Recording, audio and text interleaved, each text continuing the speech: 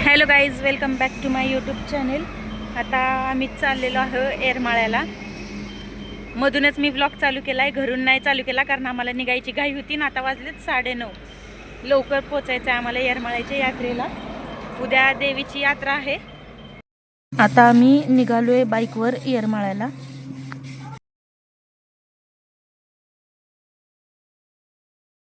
आणि गाडीवर जायचं होतं हे मला माहीत होतं, म्हणून मी आधीच केस बांधलेली. इतकी डेंजर केस उडत होती आणि त्यात मी डोकं ऑलरेडी आधीच धुतलं होतं जायच्या 1-2 तास आधी. त्यामुळं केस जरा वल्ली होती. आणि ते दादा गाडीवर गाणे म्हणत होता, त्याचा आवाजच आला नाही. त्यामुळे मी व्हॉइस ओव्हर असं करते, कारण गाडीवर असे खूप सारे मी व्हिडिओ काढलेत, त्याचा हवेमुळे आवाजच आला नाही. मग मला काय आता शेवटी व्हॉइस ओव्हर करावं लागलं. आणि इथे बघा आमची गाडीवर मस्ती काय चालू होती, बाय बाय वाली मस्ती चालू होती.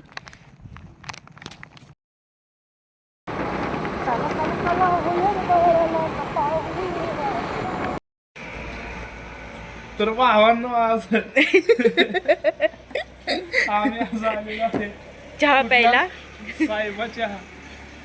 आणि आम्ही आता इथे चहा प्यायला थांबलो होतो. गाडीवर बसून मी डोक्याला बांधलं नव्हतं ना काय, त्यामुळे माझी केस इतकी बेकार हालत झाली ना माझ्या केसांची. आणि आम्ही आता इथे चहा प्यायला थांबलो होतो. गुळाचा चहा होता, पण इतका काय मला आवडला नाही, कारण चहा आहे ना थोडासा सप्पक होता आणि मला चहा आहे ना मस्तवाला असा गोड लागतो. दिखताय क्या भाई. आता आम्ही इथं थांबलोय पेट्रोल भरायला. Hi guys. हे आमचे ड्रायव्हर दादा आहेत. आता रात्रीच्या 12 वाजता आम्ही बार्शीला पोहोचले, म्हणजे आजीच्या घरी. आणि मी आल्या इथं झोपले होते जरा वेळ, कारण माझं गाडीवर बसून बसून इतकं अंग दुखत होतं ना, आणि डोळ्यात असं पाणी येत होतं. असं वाटत तर कधी एकदा निवांत झोपू असं झालं मला तर. इथं माझी मम्मी, आजी आणि पणजी बसल्या होत्या. आजीने पुरी केलती, मग मी ती पुरी खात होते. आता वाजलेत रात्रीचे 12 आणि आम्ही आजीच्या घरी थांबलोय. आणि आजीच्या घरी आलं आणि खायला काय नाही असं होऊच शकत नाही. आल्या 12 वाजता पुरी खायला चालू आहे. आणि इकडे चहा बनवायला चालू आहे बघा. हवेमुळे माझं डोकं खूप दुखत होतं, म्हणून मी आता तोंडाला बांधून निघालो. आता आम्ही बार्शी टू येरमाळ्याला निघालो होतो आईच्या दर्शनासाठी.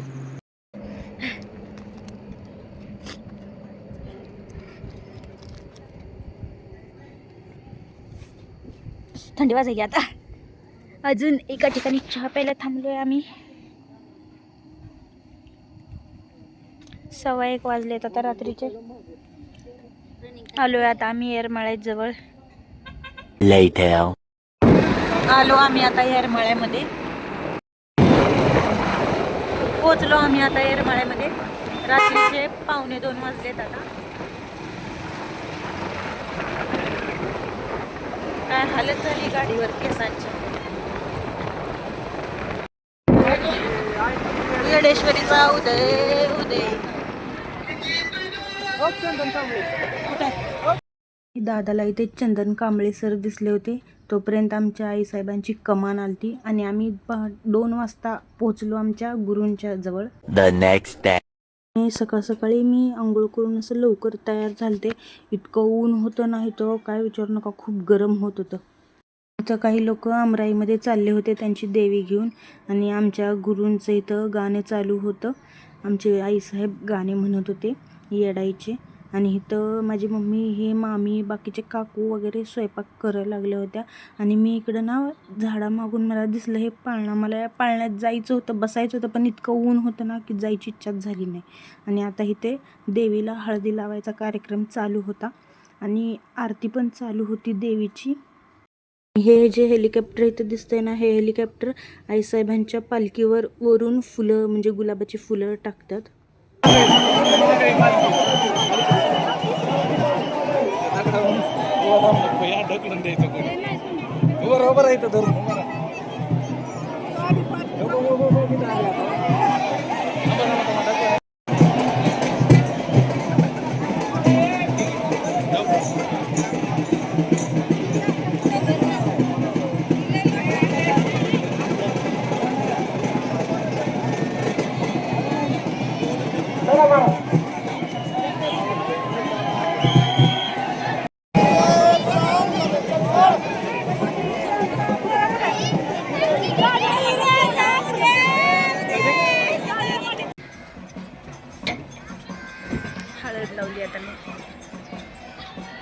2 hours later. आता मी इथे जेवण करायला बसले होते. जेवण झाल्यावर मी निघाले होते पाळण्याकडे, म्हणजे काय काय आहे तिथं, काय नाही बघायला. काय घेतलं तर नाही, फक्त फिरत होते इकडे तिकडे जाऊन. आणि मी जाताना मला ही देवी दिसली, मग मी पाया पडून निघाली पुढे.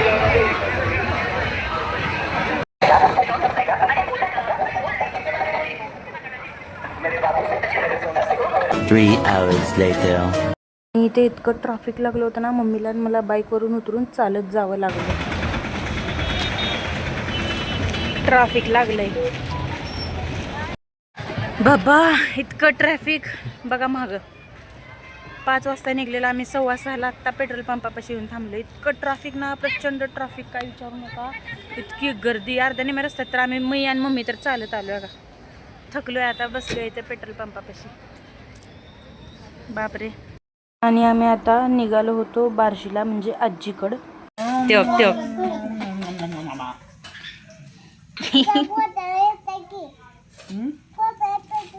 माझा दादूचा काढे, माझा कशाला काढती, माझा का दादूचा काढ की. तुला बोलते का व्हिडिओ कॉल?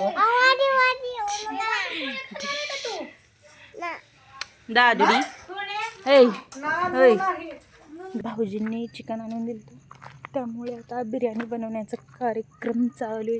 आणि तोपर्यंत मला भूक लागली, पण आजीकडनं मी पैसे घेतले होते खायला आणायला. आणि आता इथे आजीने चुलीवर बिर्याणी शिजवली बघा. या बिर्याणी खायला तुम्ही पण. ते आमचा लाडका दादू झोपला होता, त्यामुळे मी त्याच्या जवळ येऊन झोपले होते.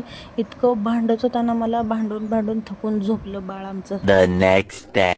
मी आता सकाळी निघालोय मोहोळला यायला. आणि इथे बघा मम्मी आणि वैभव हे दोघे बाईकवर आमच्या पुढं गेले होते, आणि आम्ही वापस सकाळी निघालो होतो. मी जास्त काय रात्री शूट नाही केलं, कारण माझ्या मोबाईलची चार्जिंग संपली होती. त्यामुळे बिर्याणी खाऊन आमच्या दादूसोबत खेळून लगेच झोपले होते मी.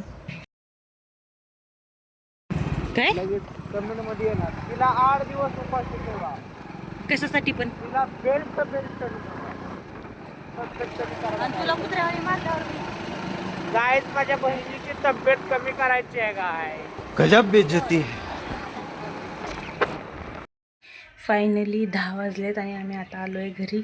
इतकं थकलो आहे ना, तर थोडासा चहा बनवते मी. चहा पिऊन मग आता चुलीवर पाणी ठेवलं आहे तापायला. कडक कडक पाण्यानं कधी एकदा आंघोळ करू असं झालं. इतकं अंग दुखते ना, काय विचारू नका गाडीवर बसून बसून. आणि आता वाजलेत रात्रीचे 9:45. दुपारी आम्ही जेवण करून आधी काय केलं माहिती का, आधी मेस आल्या गावावरून आल्या 10 वाजता तर आम्ही मोहोळमध्ये आलो, म्हणजे इथं घरी आल्या आधी सगळं मेसची कामं ही केली. डबे दिले की मस्त असं कडक पाणी मी चुलीवर तापलं होतं. कडक पाण्याने आंघोळ केली. 2-2:30 वाजता काहीतरी आम्ही जेवण केलं. 2:30 वाजता जेवण करून 3 वाजता अशी झोप लागली. 3 वाजता झोपलेलं मम्मी आणि मी 7 वाजता उठले, लिटरली 7 वाजता. आणि 7 वाजता उठून मग सगळी स्वयंपाक केली. आत्ता डबे गेलेत मेसचे. आणि आता वाजलेत 9:45. आणि एक किस्सा राहिला होता सांगायचा. काय झालं, येरमाळ्यामध्ये आम्ही गेलो, सगळं झालं, हे सगळे चुना वेचायला गेले. मला काय जाणं जमलं नाही, त्यामुळे मी दादाला सांगितलं होतं तू जर गेला तर तिथले छोटे व्हिडिओ काढून आण. मला काय जाणं झालं नाही, कारण गर्दीला असते आणि तिथं गर्दीमध्ये अशी चेंगराचेंगरी होती ना, बापरे. आणि त्यात माझा पाय असा लागलेला, त्यामुळं मला काही जाणं झालं नाही गर्दीत. मग मी दादाला सांगितलं व्हिडिओ काढायला. मग हे जाऊन आले, जेवण वगैरे आमचं झालं. आणि काय झालं माहिती का, मी पाण्यामध्ये नव्हते ना गेले तिकडं बसायला, मला जायचं होतं. मग माझ्या दुसऱ्या मामीसोबत मी गेले, आणि हे लोक गाणे हे चालू होते, मग तिथंच बसलेले मम्मी दादा वगैरे सगळे. आणि मी गेले आणि 3:30 वाजता मी गेले, आणि 4:30 पावणे 5 वाजता आले. वापस आले आणि बघते तर काय, मला मम्मी आणि दादा दोघं पण दिसेना, बॅग पण दिसेना गाडीमध्ये, म्हणजे पर्स आणि आम्ही सॅक घेऊन गेलेलो आमची, ते पण दिसेना. मग काय झालं, मी इकडं तिकडं विचारलं, मामाला वगैरे विचारलं, आमच्या गुरूंना विचारलं, 2-3 जणांना विचारलं. ते डायरेक्ट मला म्हणले गेले ते तुला सोडून. इतके घाबरले, मला इतकं टेन्शन आलं. म्हणजे असं घाबरायची काय गोष्ट नव्हती म्हणा, सगळे ओळखीचेच होते, पण असं भीती वाटते ना की नवीन लोक आहेत. 100-200 लोक होती नवीन आमच्या ह्याच्यातले ग्रुपमधले. मी म्हणजे असं जास्त ओळखत नाही ना, कधी गेले नसल्यामुळं तिकडं. आणि इतके घाबरले, मला रडू आलं. मी आयशर होती ना, आयशरच्या मागं गेले आणि एकटीच रडायला लागले. मला काहीच कसं समजेना. परत गुरूंना विचारलं, गुरु बोलले ते गेले म्हणले, काहीच बोलले नाहीत. दोघं गेले म्हणले, बॅग घेतली आणि निघून गेले म्हणले, काहीच बोलले नाहीत. झालं माझ्या डोळ्यात पाणी यायला लागलं. मी तिकडे आयशरच्या मागे जाऊन एकटीच, खोटं नाही सांगत आहे, शपथ एकटीच जाऊन रडायला लागले मी. आणि मग ती बारकी पोरगी आली, ती मला विचारली, दीदी तू का रडायली? मी म्हणलं काय नाही. अगं रडू नको म्हणली, तर तिची मम्मी आली म्हणली. आणि हे कुठे गेले? ते टॅटू काढायला. आणि सांगितलं पण नाही, बॅग घेतली आणि तसेच निघून गायब झाले. परत नंतर ना मला गुरु काय म्हणले माहिती का, बहुतेक ती दोघं तुला विसरले म्हणले, घेऊन जायचं नाही तर त्यांच्या लक्षात नसेल म्हणली की ह्या वेळेस तू पण आली. कारण 2 वर्ष मी गेले नव्हते ना, माझ्या पायामुळं ॲक्सिडेंट झालेला, पायामुळं गेले नाही, कारण गर्दीले असते ना तिथं. आणि मला प्रवास पण आता सहन होत नाही गाडीवर बसणं, कारण पायाला त्रास होते ना, जरा सूज येते पायावर, त्यामुळे. आणि हे दोघं गेले ते मला सोडून. मी 15-20 मिनिटात ते उभारून रडत होते. परत ती बारकी पोरी नाही का मला येऊन सांगितल्यावर मग मी पळत पळत गेले मम्मीपाशी रडत रडत. तिला म्हणते मला का सोडून गेली ती का? आणि ही लागली हसायला मला बघून. काही लोक आहेत यार, बहुतेक की खरंच मला विसरले होते. आणि दादा तर म्हणला होता राहू दे म्हणला, हिला इथंच येईल म्हणला, ही मामासोबत गाडीत. अशी लोक आहे जरा मला सोडून घेते. ह्याच्या आधी पण एकदा मम्मी मला, मी लहान होते ना तेव्हा कलरच्या टायमाला, म्हणजे सगळी लेकरं लहान होते ना तेव्हा आमच्या इकडे सोलापूरला राहत होतो आम्ही, कलर लावायची होती. मी कलरला घाबरत होते ना लहानपणी, तर ही काय केली, मला सगळ्या लहान लेकरात सोडून तशीच एकटी पळून घरी गेली ती. त्या सगळ्या लेकरांनी मला धरून कलर लावलेला. तेव्हा पण अशीच एकदा सोडून गेली. ना आता ही यारमाळ्यात मला सोडून गेली, तेव्हा दुसरी बारी. रडायची काय गरज नव्हती, काय मी काय आता लहान बाळ नाही. तर लोक म्हणतील कमेंटमध्ये की तू काय लहान आहे का आता रडायला. पण असं मला वाटतं ना, एकटीला भीती वाटते. कधी गेली नाही ना एकटी मी कुठं, त्यामुळे जरा भीती वाटते. तेच तुम्हाला सांगावं म्हणलं काय झालं किस्सा.